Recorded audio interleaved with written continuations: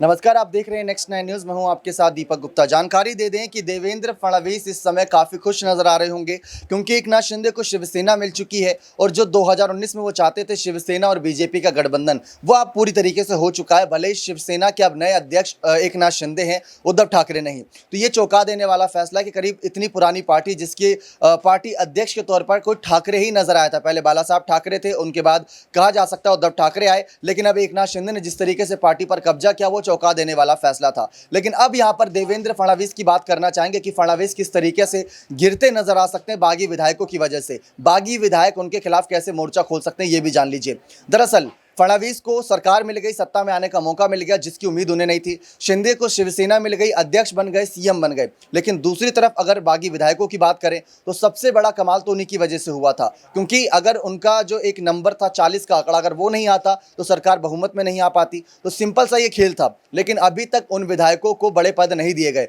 और उसमें कुछ निर्दलीय विधायक ज्यादा यहाँ पर हैं। बच्चू कडू की हम चर्चा करते आए हैं, हम चर्चा करते आए यहाँ पर पंकजा मुंडे की भी, जो कहीं ना कहीं बागी तो नहीं है लेकिन हाँ एक नेता के रूप में उनको भी बड़े पद की उम्मीद थी, लेकिन अभी तक वो बड़ा पद मिलता नजर नहीं आया है। तो ऐसे में दूसरा कैबिनेट विस्तार कब होगा? अब सत्ता भी मिल चुकी है, शिवसेना भी मिल चुकी है, शिवसेना का चुनाव चिन्ह भी मिल चुका है, शिंदे अध्यक्ष भी बन चुके हैं। तो अब यहाँ पर कैबिनेट विस्तार कब होगा? और जब होगा तब होगा, लेकिन क्या सभी विधायकों को बड़े पद दे पाएंगे? अगर नहीं दे पाते तो कई सारे विधायक पाला बदलने की दोबारा सोच सकते हैं। और ऐसे में फडणवीस सबके निशाने पर है, क्योंकि एक बारी को एकनाथ शिंदे कई फंड कई बजट पास कर देते हैं, लेकिन फडणवीस अपने नेताओं के लिए उन बजट उन फंड को रोक देते हैं। ऐसी तमाम खबरें भी सामने आई थी, जिसकी वजह से कई बार इन विधायकों के बीच आपसी मतभेद भी होते नजर आए। तो ऐसे में बागी विधायक खुले तौर पर यहां पर फडणवीस के खिलाफ उतरते नजर आ रहे हैं। फडणवीस उनके टारगेट पर है, क्योंकि फडणवीस की वजह से ही तमाम बातें तमाम फैसले लेने बाकी है। क्योंकि फडणवीस जब अपने आला कमान यानी मोदी शाह से आगे का विचार विमर्श करेंगे तभी यहां पर कोई बात कोई फैसला पारित होता नजर आएगा, वरना शिंदे अब खुद ही मालिक हैं। शिंदे को किसी से पूछने की जरूरत नहीं।